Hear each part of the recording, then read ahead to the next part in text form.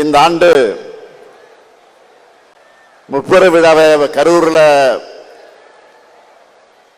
நடத்த வேண்டும் என்று அனுமதி கேட்டு அருமை சகோதரர் செந்தில் பாலாஜி அவர்கள் என்னிடம் வந்தார். நானும் ஒப்புதல் அளித்தேன். பொதுக்கூட்டம்னு சொல்லிட்டு மாபெரும் எழுச்சி மாநாட்டையே இங்க ஏற்பாடு செஞ்சிருக்கிறார் செயல் வீரர் செந்தில் பாலாஜி அவர்கள்.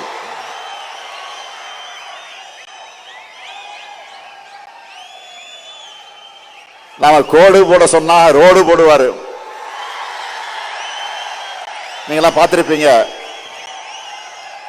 ரோடு போட்டு அந்த ரோடு மேலதான் நான் வாகனத்தில் வந்தேன்.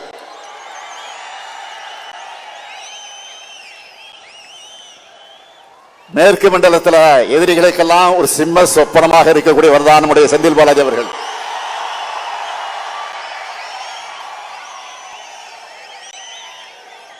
அதனாலதான் அவர் வெளியில இருந்தா தங்களால் நிம்மதியா தூங்க முடியாதுன்னு அவரை முடக்க பார்த்தாங்க.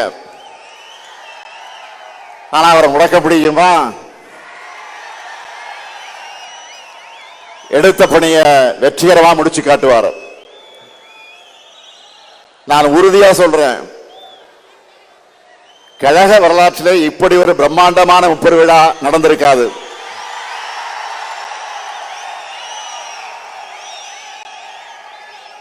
கொட்டுக்கிட்ட மழையாக இருந்தாலும் அதையெல்லாம் பொருட்படுத்தாம நீங்க எல்லாம் குடையை பிடிச்சுக்கிட்டு நாக்கால தூக்கி தலைமையில வச்சுக்கிட்டு